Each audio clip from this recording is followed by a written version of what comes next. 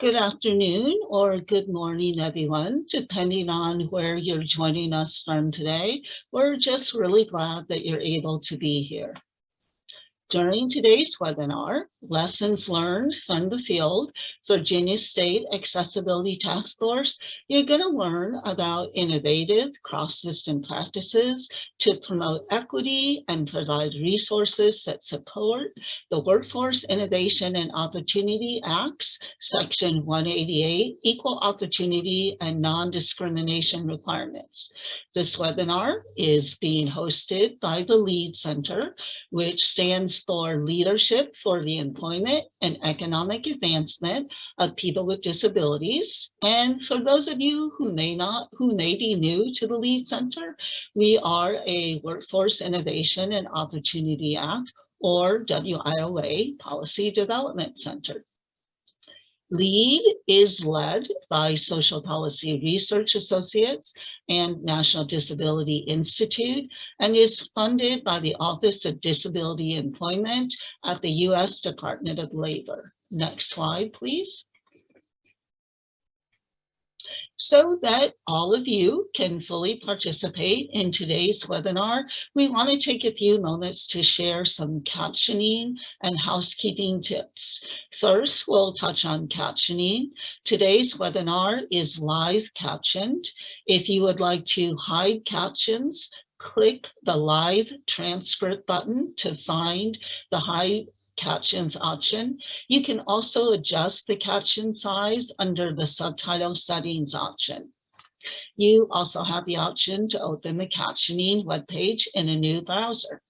The link has been posted in the chat box. You can adjust the background color, text color, and font using the drop-down menus at the top of the browser. Just position the window to sit on top of the embedded captioning. Next slide, please. And second, we want to talk about questions and technical support. If you have content questions for panelists during this presentation, and we really do encourage you to ask them as you listen to what our wonderful presenters are going to share. For these content questions, please type them into the question and answer panel, and we are going to save time at the end for a question and answer period. If your question is not content related, for example, if you need technical support, please use the chat box instead. Next slide, please. My name is Laura Glenick, and I'm really delighted to be serving as the moderator for today's webinar. And to kick off our presentation, we'd like to welcome Taryn Williams. Taryn is the new Assistant Secretary for the Office of Disability Employment Policy with the U.S. Department of Labor. And in her position as Assistant Secretary, Taryn advises the Secretary of Labor on how the department's policies and programs impact the employment of people with disabilities and leads the Office of Disability Employment Policy, which is ODEP, and ODEP works with employers and all levels of government to promote evidence-based policy that improves employment opportunities and outcomes for people with disabilities.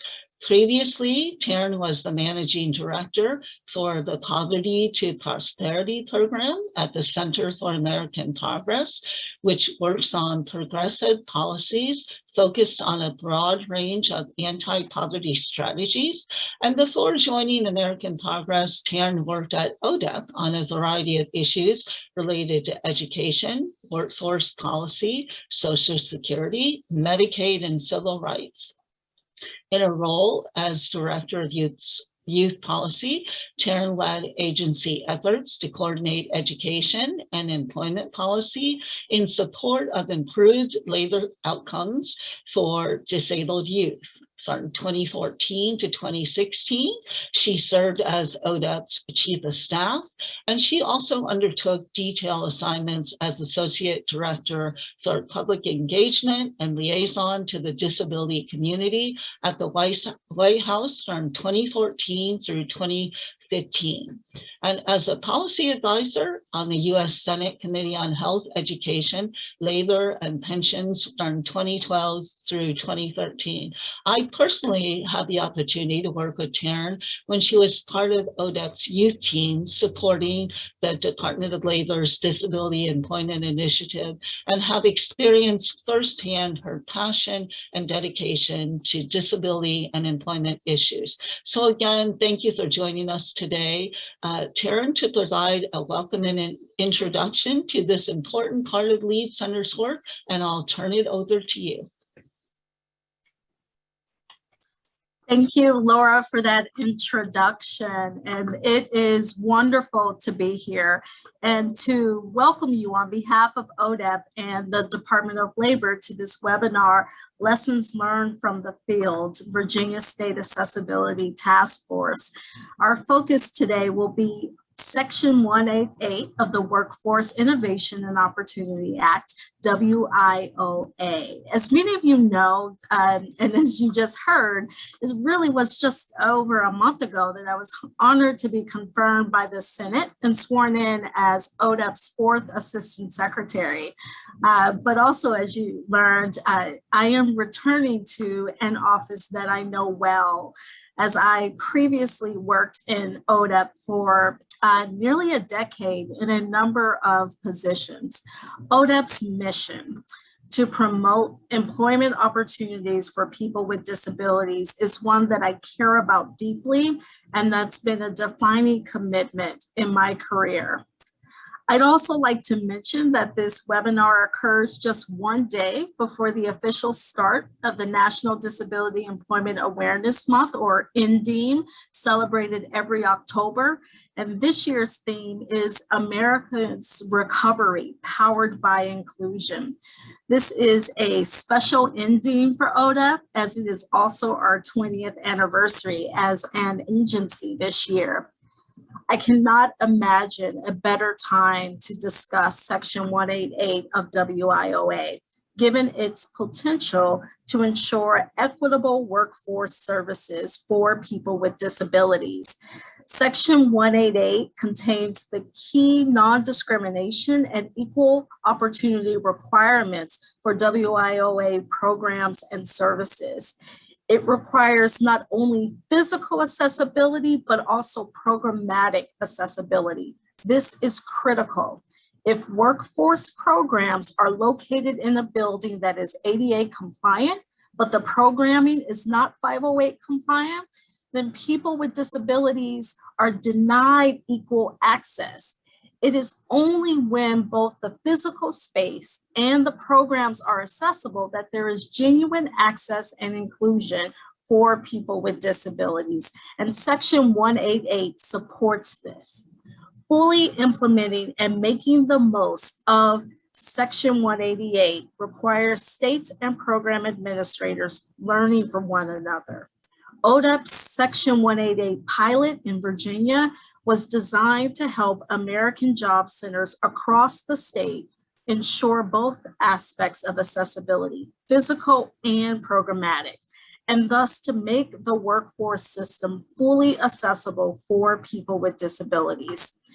In a few moments, we'll have the opportunity to hear more about how they did this.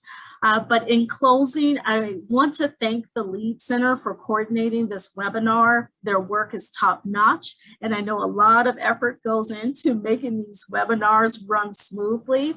I also want to shout out ODEP's Workforce Systems Policy team for making this work possible and for their tireless commitment to our mission to advance disability employment. And I want to thank you to the presenters, and thanks to the presenters for sharing their lessons learned with us. I cannot wait to jump into this discussion. So that is enough from me, and I'll turn it back over to Laura. Next slide, please. Thank you, Taryn, for that wonderful introduction. And I hope she gets you all ready to hear exactly how this happens around Section 188 in Virginia. It really is my pleasure to welcome our two presenters, which include a colleague of mine and a longtime friend of the Lead Center and its work in this space. First, Constance Green, or Connie, as I'm probably going to say throughout the rest of the presentation, our longtime friend, serves as Virginia State Coordinator for Workforce Innovation and Opportunity Act, Title I Adult and Dislocated Programs. In this capacity, Connie develops program policy and guidance, provides technical assistance to local workforce development areas throughout Virginia, and works with partner agencies to effectively implement WIOA through Virginia's workforce system. Connie also serves as the team lead for Virginia's WIOA Accessibility Taskforce, which you'll learn more about. And in this capacity, she has worked to leverage cross-agency partnerships to ensure policy and guidance reflect a progressive and forward-learning approach to implementation of WIOA, including Section 188 in the workforce system. With over 15 years of experience in state and local government, Connie continues to be passionate about improving government in ways that are both meaningful and impactful. And again, Connie has played an integral role in Virginia's disability and employment initiatives and the work of the LEAD Center over the years, and we're happy to be working with her today. Joining Connie is my colleague at National Disability Institute, Brian Ingram, who serves as a subject matter expert for the LEAD Center on Section 188 and equal access. Brian has spent his career working on issues of access to the workforce system for job seekers with disabilities and other individuals with multiple barriers to employment as both a case manager and technical assistance provider for more than 20 years. He's been part of a number of disability employment initiatives that focus on access in the workforce system, including the Disability Program Navigator and Disability Employment Initiatives, and the Workforce Innovation Technical Assistance Center. And he too brings passion of helping the workforce system increase access. So I want to thank both Connie and Brian for joining us today and sharing the experiences from the field. Next slide, please. So in this webinar, you're going to gain an understanding of how Virginia's Accessibility Task Force works across systems to promote equal opportunity policies, procedures, and practices by workforce staff and partners, including the history, development, and implementation of the task force, collaborative training that helps to promote cross-system approaches that supports job seekers, American Job Center staff, and partners. Examples of how these strategies leverage compliance with WIOA Section 188 into increased access to services for job seekers. Examples of policy and procedures that improve equal opportunity in the certification of American Job Centers, and innovative practices to improve programmatic, physical, and communication accessibility, as Taryn shared. And it's going to include key resources on WIOA and disability that Virginia used. So after today's session, you will learn effective strategies for your ability to create a cross-system, cross-title work group to improve outreach and accessibility for people with barriers to employment, and for advancing equity, inclusion, and workforce partnerships. Next slide, please. In addition, today's session is going to discuss key resources to provide more effective workforce services to individuals with barriers to employment, including people with disabilities, and to inform the American Job Center certification process, including promising practices from the WIOA Section 188 Disability Reference Guide, which is one of those key resources that I mentioned. And now it really is my pleasure to turn this presentation over to Connie to share more about Virginia's cross-system state accessibility task force and the great things it has done and will continue to do. So Connie, I'll turn it over to you. Thank you, Laura. I appreciate that. So Virginia's Accessibility Task Force is comprised of state-level workforce agencies representing all 4 WIOA titles, and it designs and implements innovative practices to improve programmatic, physical, and communication accessibility within our workforce development system. Next slide, please. Virginia established a statewide Wioa Accessibility Task Force to enhance accessibility of the Virginia Career Works Network, i.e. our American Job Center network, and to improve our customer experience. The task force's approach to accessibility is inclusive and collaborative. It incorporates universal design in its planning process. Our focus is on addressing the needs of people with a diverse set of disabilities and those from diverse backgrounds. There are 2 main principles that guide the work of the task force. The first is access to the Virginia Career Works Network is everyone's responsibility. And the second is that access to the Virginia Career Works Network is for everyone. Next slide, please. The vision developed by the Accessibility Task Force is one of an integrated and seamless network of service delivery that is welcoming and fully accessible to everyone, and where every individual has the opportunity to achieve their potential. This is a key component of Virginia's accessibility strategy. Next slide, please. Virginia's Wioa Accessibility Task Force is composed of diverse agency representatives, including representatives from all 4 of the main titles under Wioa, 1 through 4, the Equal Opportunity Officers, Social Services, the statewide association of our workforce development executive directors. We even have local career works centers representatives on our task force, and we've included the State Association of Centers for Independent Living. One key characteristic of this task force is that due to the diverse membership, we have a pretty good understanding of the operational implications of our work. We definitely have a strong connection to the frontline staff in our network because some of them actually sit on our task force. Next slide, please. Interestingly enough, our not so secret is that in Virginia, all 4 Wioa titles and the other workforce partners with an interest in accessibility are working together to leverage collective resources toward a shared and agreed upon set of goals. Next slide, please. It is of critical importance to note that the task force is specifically included in the Virginia Wioa Combined State Plan, both by name and by role. So we are written into our state plan. We meet on a quarterly basis with work groups assigned as required to accomplish specific tasks in between the task force meetings. So we are a working body. The task force has also developed an action plan as a team, and it has responsible parties, timelines, expected outcomes, all the things you would expect. The action plan laid out strategies and tasks to achieve this task force's goals in 4 primary areas in support of our Wioa State Combined Plan. First is universal access. Second is policies and procedures. Third is training and communications. And 4th is best practices. Next slide, please.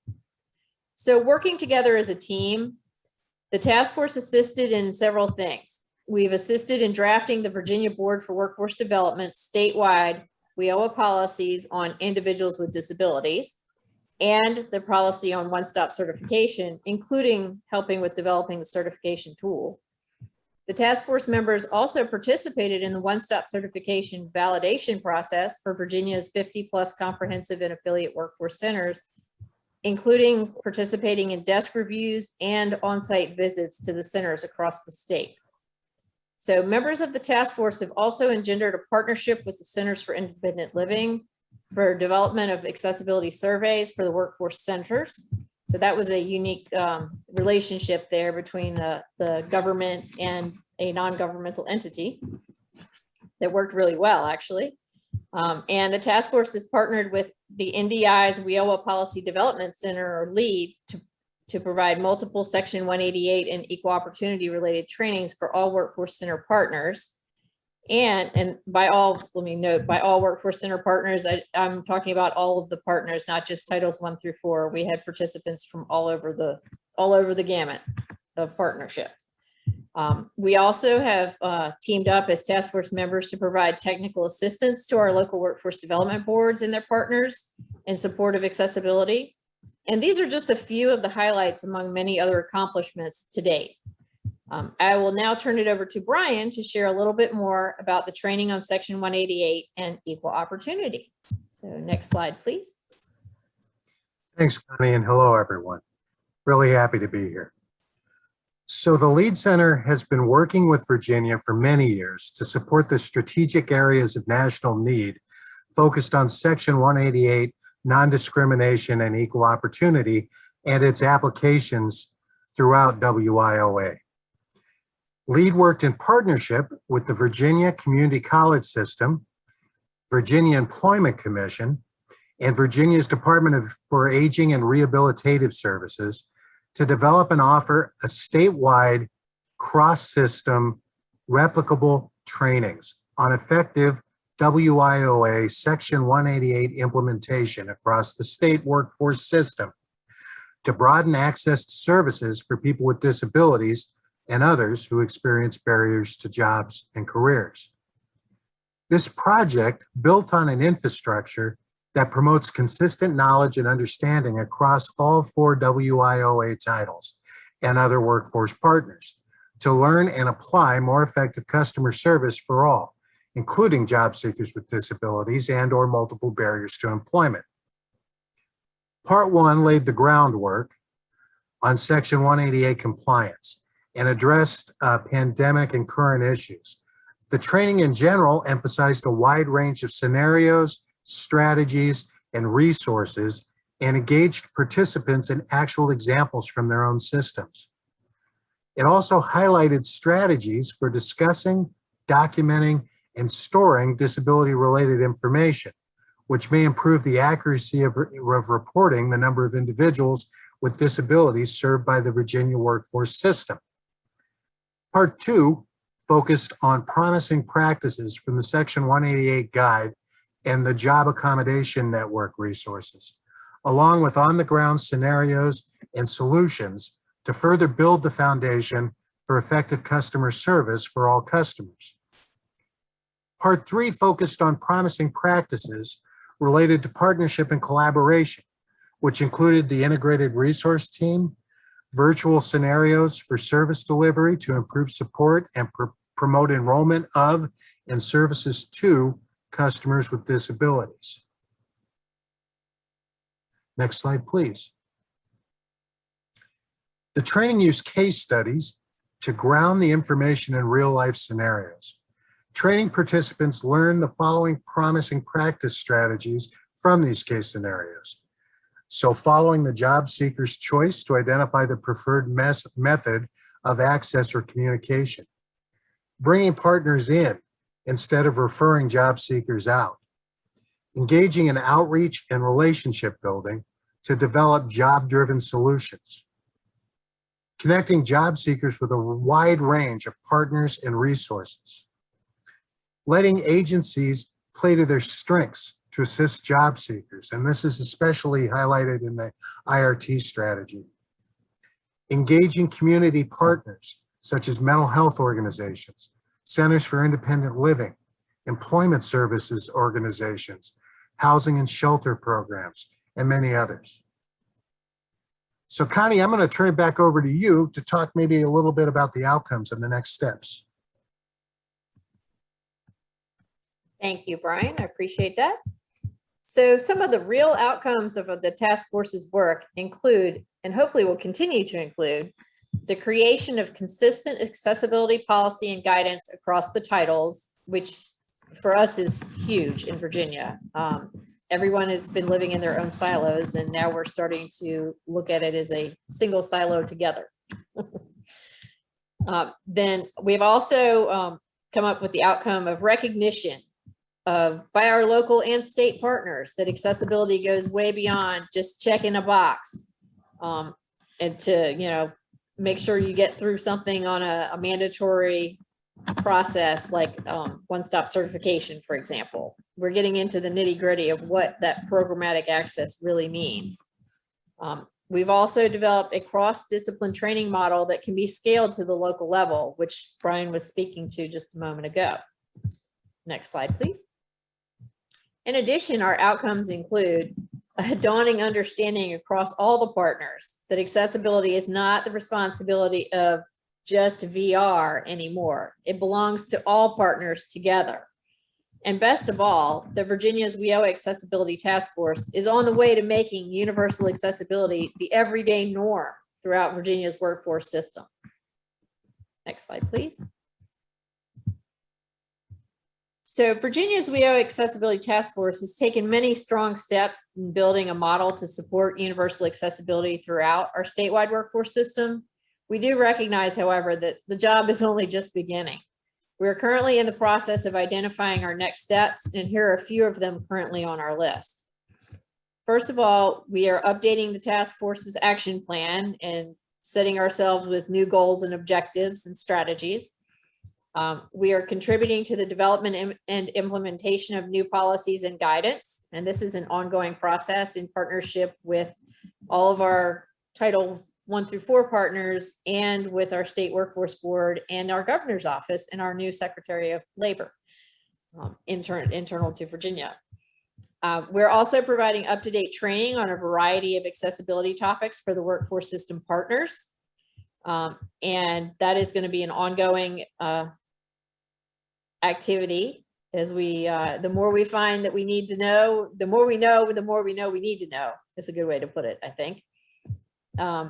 We are also supporting a broader ideal of accessibility that includes addressing the needs of English language learners and those with limited English proficiency.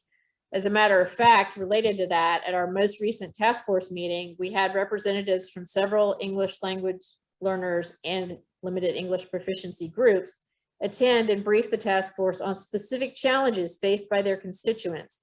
And we will be working to address new recommendations on improving access to Virginia's workforce system based on those conversations.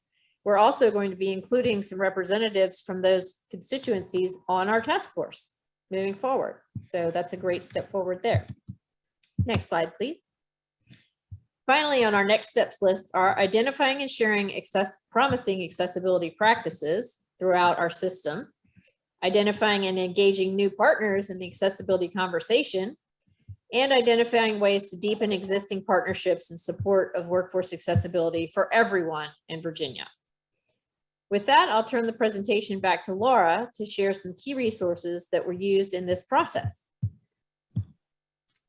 Great. Thank you, Connie. Thank you for sharing how Virginia's cross-system accessibility task force has really designed and implemented innovative practices to improve accessibility within the workforce development system, including the WIOA system and partner programs for all job seekers. That includes people with disabilities and others with challenges to employment. I've been serving as part of Disability and Employment National Technical Assistance Centers for over 19 years. And if there is one effective practice to create systems change that has always stood out, it is conducting the work through a cross-system partnership, and that work is being informed by the field. And Virginia's Accessibility Task Force is doing just that and shows how these effective strategies and practices that you shared, including the 3-part training series, can really increase access and equal opportunity to be responsive to the needs of the field. I do know that there have been several key resources on WIOA and disability, some that we've alluded to that were really instrumental in helping Virginia achieve the outcomes and forward direction that you've experienced to date, and that played a key part as part of the 3-part training series that Brian mentioned. These resources include EEOC, WIOA Section 188, including the Section 188 Disability Reference Guide, disclosure and accommodation tips and strategies, and a national free responsive resource, the Job Accommodation Network. For those of you who have never heard about it, you will, and I hope you access it. So Brian, I'm going to turn it back to you to walk through some of these resources. And Connie, maybe you can chime in on a couple and share how they were specifically used to help your work in Virginia. So Brian, I'm going to turn it back to you. Okay, and if you could advance the slide. Let's begin with the EEOC, which stands for the U.S. Equal Employment Opportunity Commission. Slide, please. The Equal Employment Opportunity Commission, or EEOC, is responsible for enforcing federal laws that make it illegal to discriminate against a job applicant or an employee because of the person's race, color, religion, sex, including pregnancy, transgender status, and sexual orientation, national origin, age, and this includes 40 or over, disability, or genetic information. Most employers with at least 15 employees are covered by EEOC laws. Most labor unions and employment agencies are also covered. The laws apply to all types of work situations, including hiring, firing, promotions, harassment, training, wages, and benefits. Because of this, the EEOC website is an important resource and can be consulted by all organizations contracted to deliver WIOA services to ensure compliance with EEOC regulations. So let's touch on some of the information and resources you can find on this site. Next slide, please. Section 1 of WIOA, Section 188 of WIOA, which is consistent with the principles of EEOC guidance, implements the non-discrimination and equal opportunity provisions for workforce services, activities, and programs. Section 188 prohibits the exclusion of an individual from participation in, denial of, the benefits of, discrimination in, or denial of employment in the administration of, or in connection with, any programs and activities funded or otherwise financially assisted in whole or in part under Title I of WIOA. Next slide, please. So Section 188 of WIOA prohibits discrimination on the basis of race, color, religion, sex, age, disability, political affiliation or belief, national origin, including limited English proficiency, and citizenship status. Next slide, please. Section 188 also defines accessibility under WIOA. This definition is twofold. First, there's physical accessibility. No qualified individual with a disability may be excluded from participation in or be denied the benefits of a recipient's service, program, or activity, or be subjected to discrimination by any recipient because a recipient's facilities are inaccessible or unusable by individuals with disabilities. Next slide, please. Secondly is programmatic accessibility. All WIOA Title I financially assisted programs and activities must be programmatically accessible, which includes providing reasonable accommodations for individuals with disabilities, making reasonable modifications to policies, practices, and procedures, administering programs in the most integrated setting appropriate, communicating with persons with disabilities as effectively as with others, and providing appropriate auxiliary aids or services, including assistive technology devices and services where necessary, to afford individuals with disabilities an equal opportunity to participate in and enjoy the benefits of the program or activity. Next slide, please. So who does Section 188 apply to?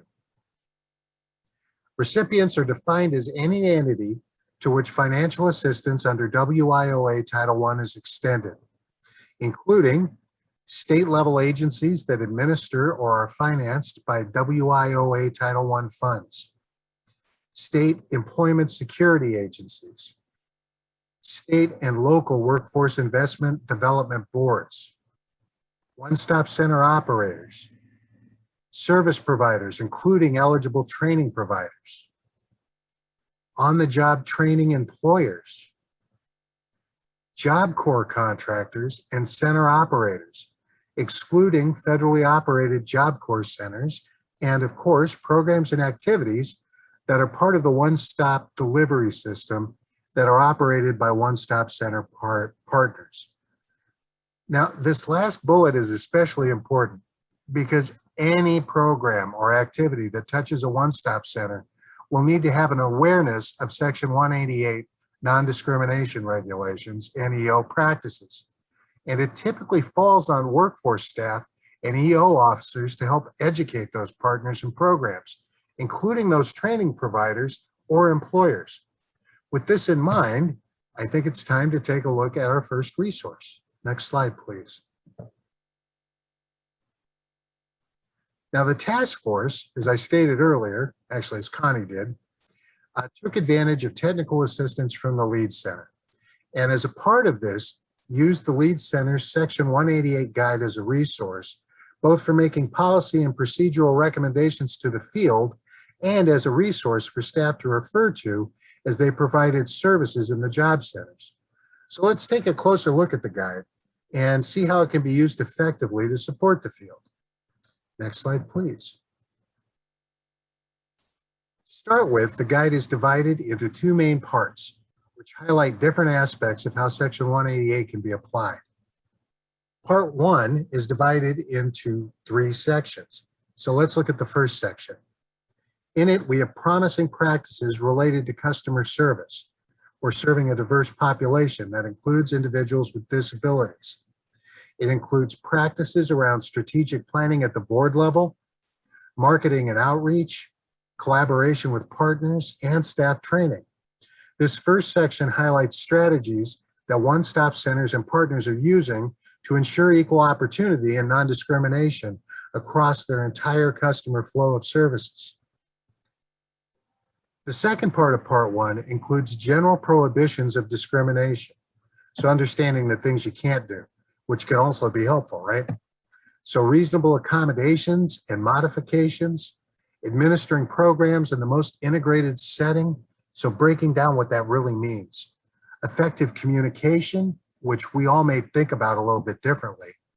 Accessible electronic and information technology, examples of physical and programmatic accessibility, and also prohibiting discrimination in employment, which is particularly important for business services.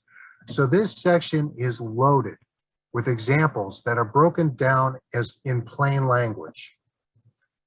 So the third section of Part 1 covers how these promising practices are related to one-stop center programs. So not just complying with Section 188 on paper, but really using Section 188 compliance to maximize access. For example, you know that required statement on everything that says we provide auxiliary aids upon request? So it's great to state that, of course. But beyond the statement, it's important to understand what it means and be able to explain it to customers. This section is geared to your equal opportunity teams and includes notice and communication, data collection, monitoring, and complaint resolution. It's important for you to know where to find this information and how it's translated into the system. Now, Part 2 of the guide is useful for understanding definitions in regulations, like what are auxiliary aids, and legal terminology as well. Often learning about practices in a certain area will lead you to the regulations to fully understand the correlation. So parts 1 and 2 are linked so that it's really easy to move between sections. So this is quite a comprehensive resource, but it's not so hard to navigate. If you can narrow down what you're looking for and familiarize yourself with the sections and topics, it's definitely manageable. And you can navigate it to find information that can help solve a challenge for you and your customers. So here's a little tip. The table of contents is pretty extensive and helpful. And another tip would be, or it's what I usually use, I like to hit Control F to search for topics and practices specifically. So we also wanted to let you know that ODEP is in the process of working with the DOL Civil Rights Center to update the guide.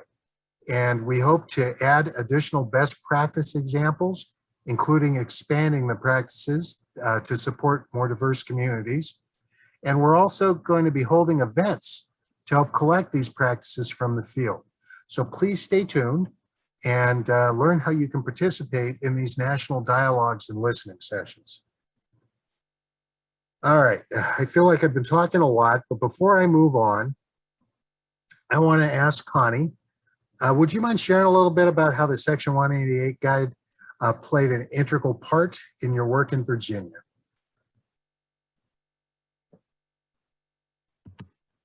Sure, Brian. Thank you so much for that summary. What we really found that this Section 188 Disability Guide has been a super duper resource for us in developing our team, our task force's understanding of the language around accessibility. And then that has translated into policy for us. So it advised our policy creation and guidance creation. It has also been an integral part of training for our staff at the local level, because then if it's one thing if the statewide task force understands everything and gets it, but it's another thing to make sure that the staff at the local level are adequately trained on the resources, where they are, how the terminology is used and what it means. Just like what Brian said, we talk about these like things that we have to put on our documents, they're required, but what does it really mean in actual implementation? So this has been useful to us. The EO information has been useful. The Section 188 Disability Guide has been super useful for us, both in the development of guidance and policy activities, but also in the field as actual implementation of those policies and guidelines. Does that help a little bit, Brian? Oh, you're muted.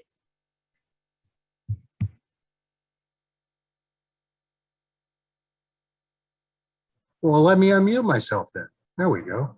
Thank you, Connie. That was great. And if we could advance the slide. Let's move on to disclosure and accommodation.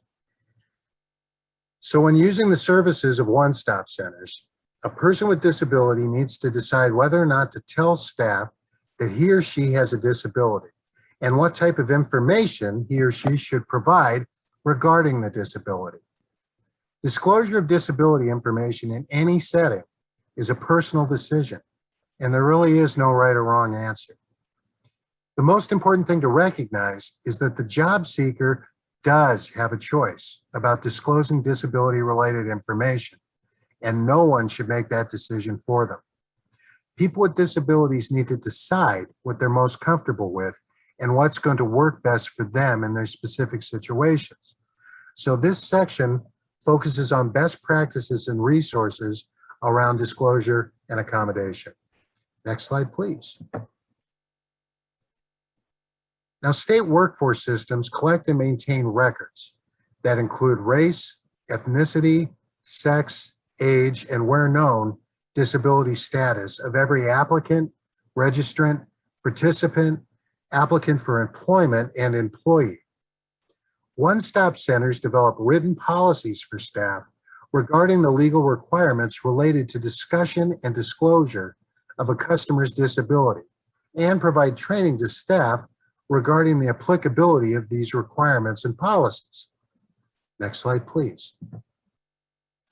For example, a policy explains that intake staff should tell applicants, participants, and others that they may disclose their disability and request and receive a reasonable accommodation, modification, or auxiliary aids and services. In addition, a policy makes clear that disclosure is voluntary and information regarding disability will be kept confidential and maintained in a separate file. So when asking about disability, one-stop centers should make clear that providing information is voluntary, that refusing to provide the information will not subject you to adverse treatment. In other words, the one-stop center cannot refuse to provide services or treat you differently than other customers. And finally, that the information will be kept confidential in accordance with the law.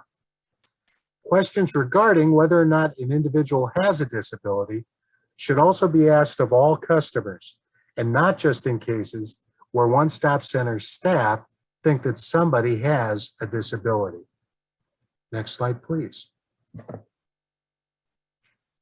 When using the services of one-stops, a person with a disability needs to decide whether or not to tell the staff at the one-stop that he or she has a disability and what type of information he or she should provide regarding that disability.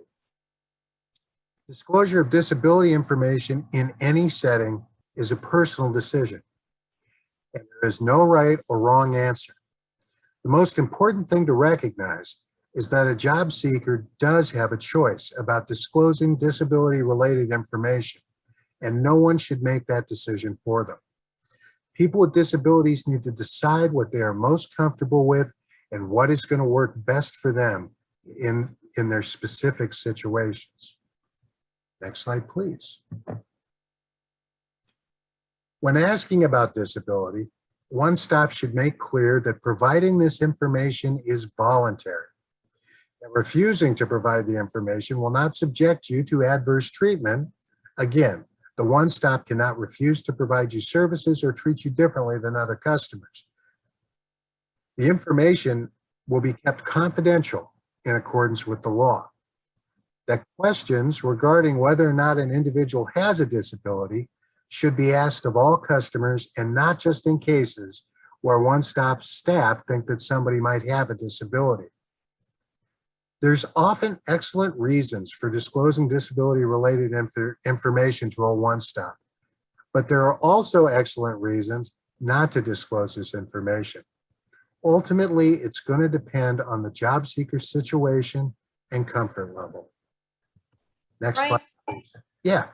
May I interject there real quick and say that? Oh, yeah, absolutely. Yeah, Go ahead, before we get Connie. into the next slide. Thank you. I would like to say that this is super important to ensure that everyone understands the concepts Brian was just talking about, both at the policy level so that you can get the right language in there and the right requirements in there, but also at the staff level so that they understand what they can and cannot and should not do. And so it's important to go over this. You know, a lot of people make assumptions, and that makes things very challenging.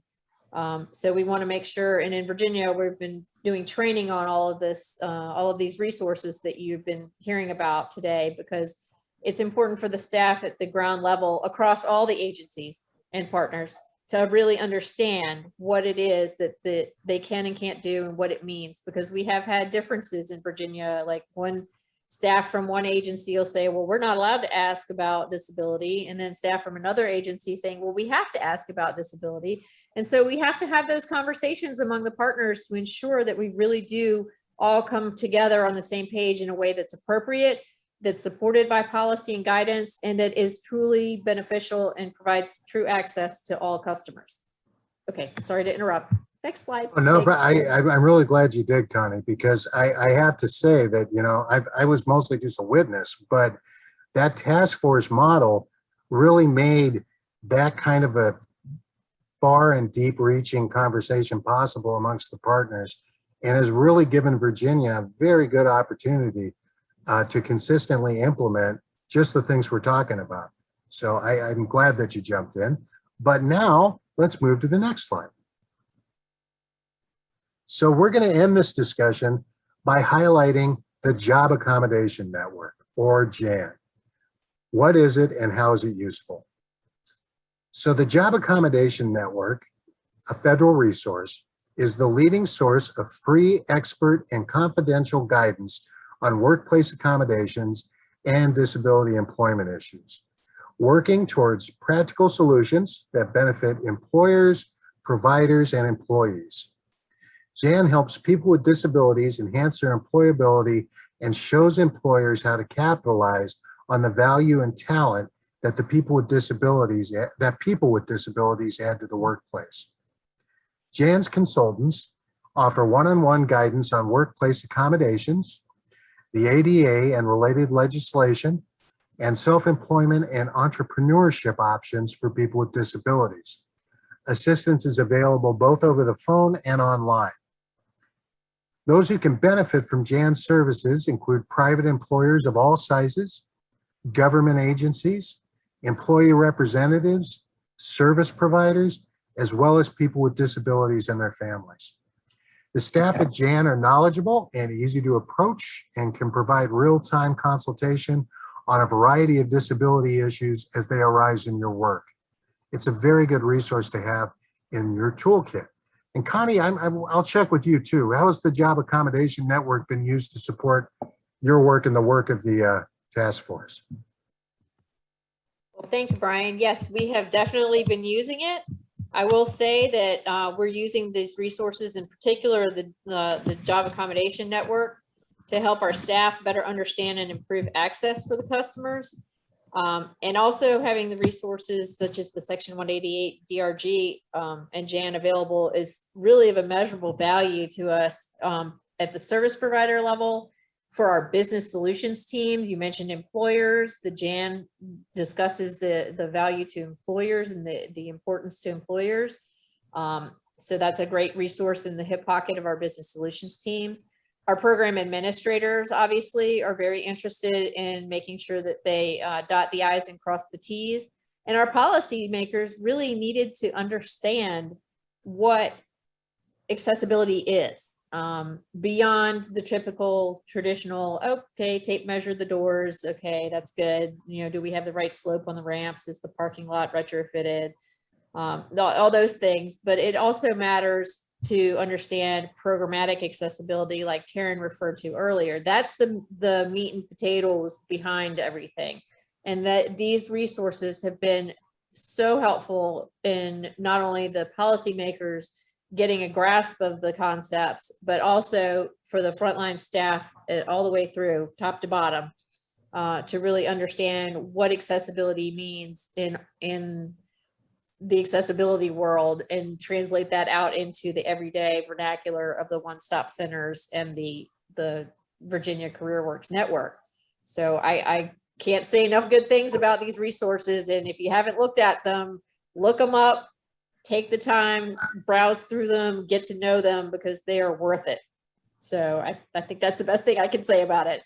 Thank Laura, you, Connie. I think we'll turn it back over to you next, right? Yeah. Great. Well, I can tell you, while you guys are sharing, we certainly generated a lot of questions.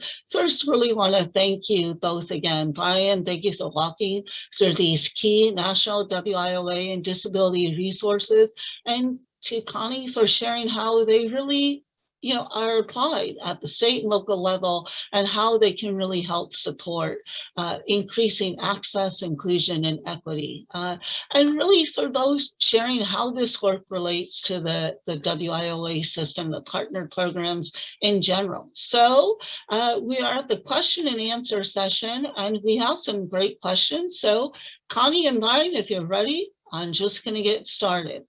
So Connie, well, I'll start with this question. I'll pose it to both of you. So does it mean that the requirements and standards in Section 188 apply to all core, required, and other programs that make their services available through the one-stop center described in Title I? And that might be referring to programmatic access. Yes.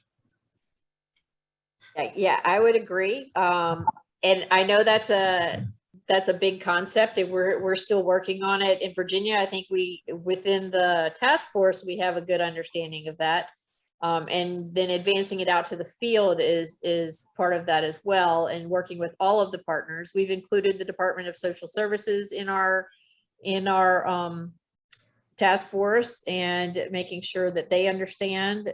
But basically, from what Brian's slide said earlier, I hope you caught it, that anybody that's funded by or participates in the Wioa activities, then yes, you should be compliant. And that's interesting because from the community college perspective, and I can say this because I actually, Title I resides in the community college systems in Virginia, that can be an interesting discussion because of the fact that Title I, Section 188 is one thing, and then the Department of Education's rules and requirements, or they have their own set of structures. And so we have to somehow find the union to make it work for both sides of that discussion. And that's definitely can become a challenge.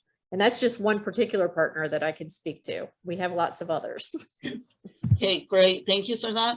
And we do have one question. Can I ask, while we continue with the questions, if you can go back to the slide that had the Job Accommodation Network on it? Somebody would like to see the contact information for that again. So if you can go back one slide, and then I'll just continue with the questions. And this is an interesting question. I don't know if you know the answer, but how do you keep disability information in a separate folder when you have an electronic case management system? Well, in Virginia, and Brian, you may have some other ideas to add, but in Virginia, for Titles 1 and Title 3, we have an electronic case file system that is secured. We keep the disability information in that electronic system. Historically, we've had paper files as well. And so those, of course, are kept separate under lock and key, just like HIPAA files. And so the electronic system is secured. We have controlled access. We know who's in it. We can track by date, time, stamp, who touched what files and where. Everyone who has access to the system, of course, signs all the appropriate, not sure what the technical term is, but all the documents you have to sign to be given access to begin with to all of that PII and other information, personally identifiable information, et cetera. So we feel that our system is secure enough that we can track down if there were any issues. On the Title 1 and Title 3 side, we are working on an integration of systems across the other partners with vocational rehabilitation, social services, Department of Education. So that process is still ongoing and we haven't solved that question yet, but stay tuned. We hope to have that done in the next few years. Fingers crossed. Brian, anything to add? Just that, I mean, what you outlined is pretty common. So there are systems and procedures in place, and it's really just and again, this is what a cross-system task force is so very good at. It's making sure that everyone who's attached to this system or feeding into it has the same information and is following those procedures so that the information that you're collecting is appropriate and that it's kept safe. Okay, great. So I'm going to go to our next question. And Connie, I'll direct it to you. How important is continuous Section 188 training for one-stop staff? How does your job center system deliver the training? Wow, I would say it is super important to have an ongoing training structure set up. And we started this training, gosh, it was a couple of years ago, I believe. And we did 3 parts, and we made sure that we made the training accessible to as many of our partners and staff as possible. We had over 3,000 folks participate. I believe was the final number was way up there.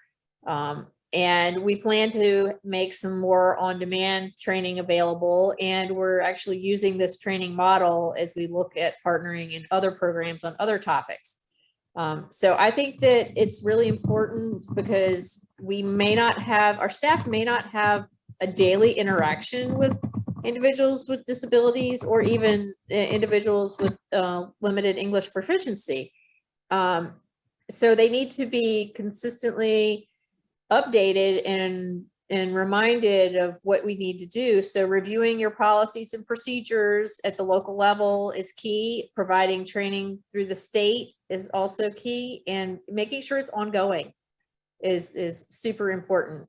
And I'll give an example that brought this home to us is when we were doing the site visits for one-stop certification. And one of the members of the task force who went with us is actually an individual with a disability.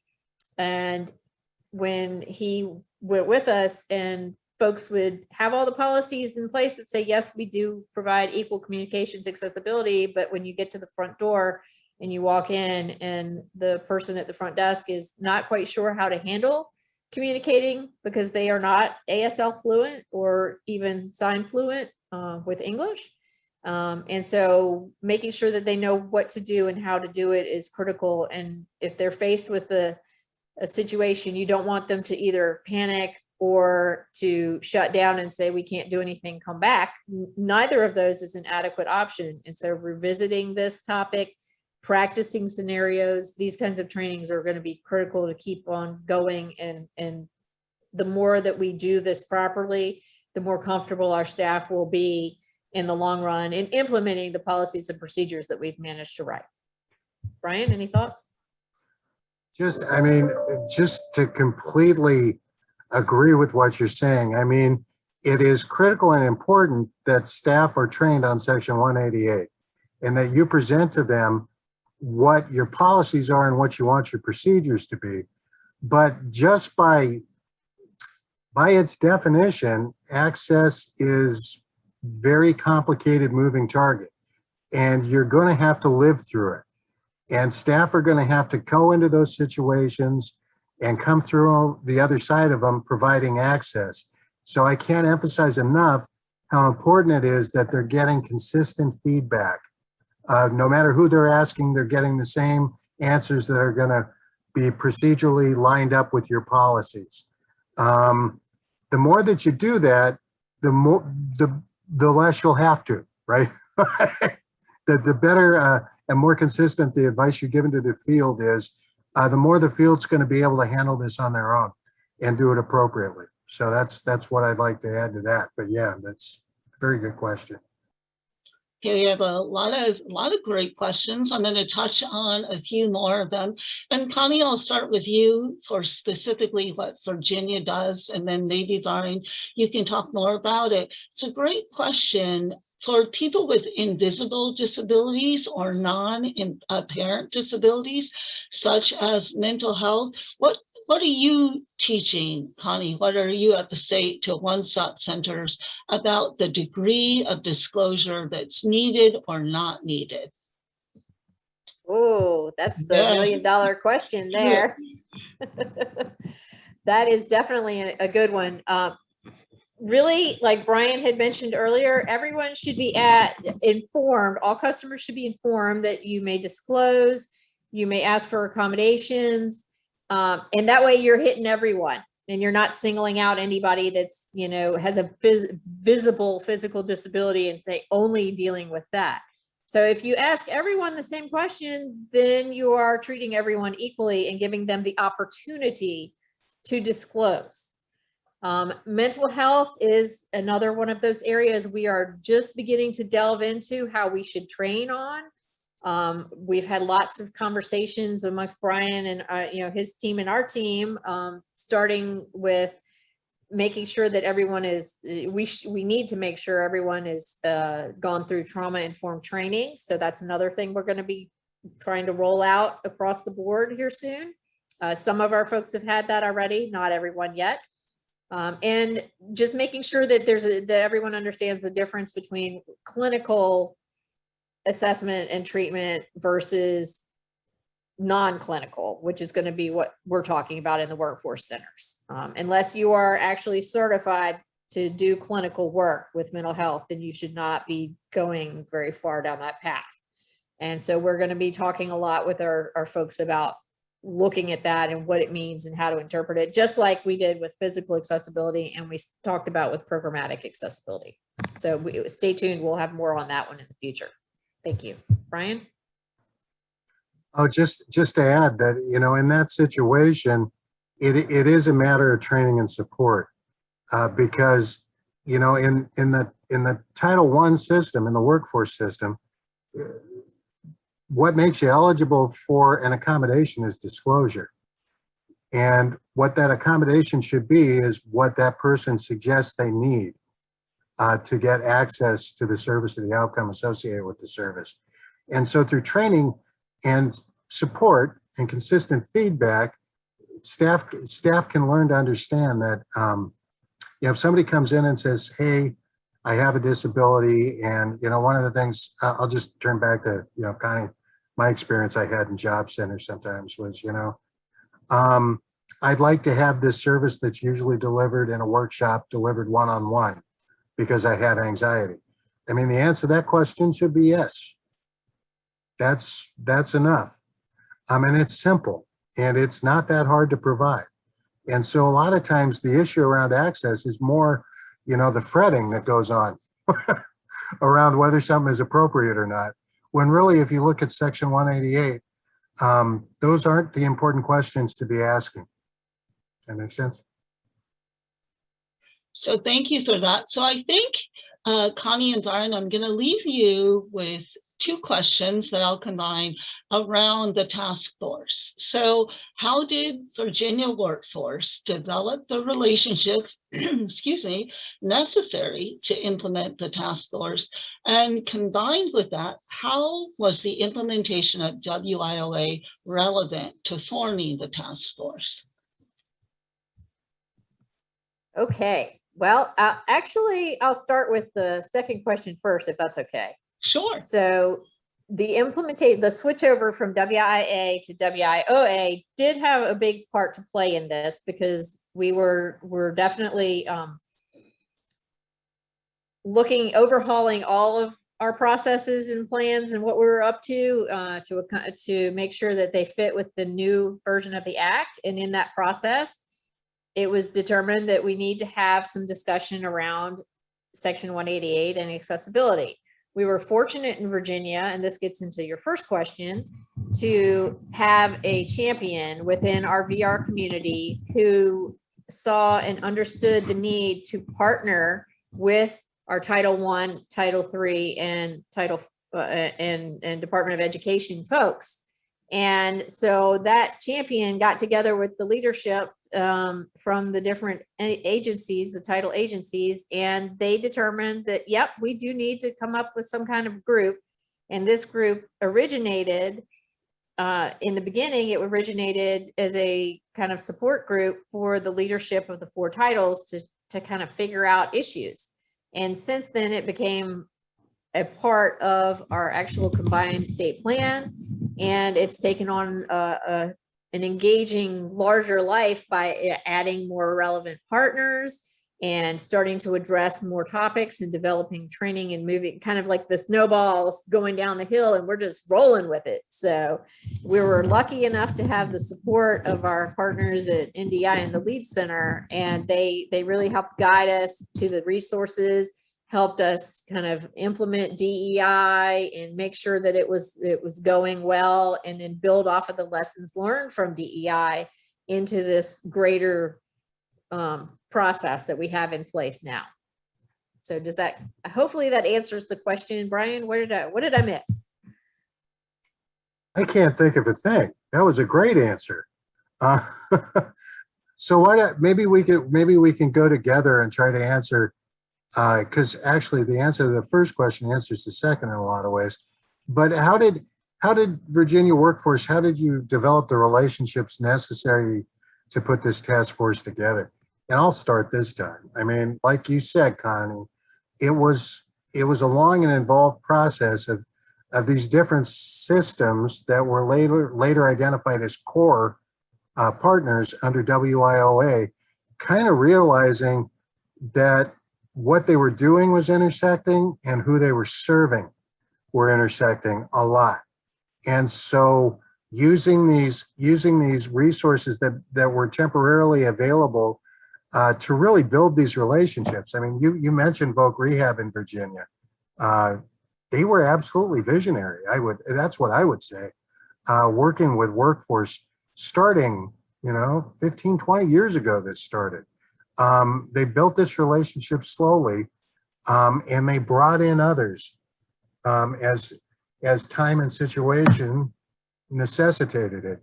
So I really do think WIOA has sort of turned up the heat on that pressure cooker a little bit and given everybody a lot more incentive to get together and have these kinds of conversations.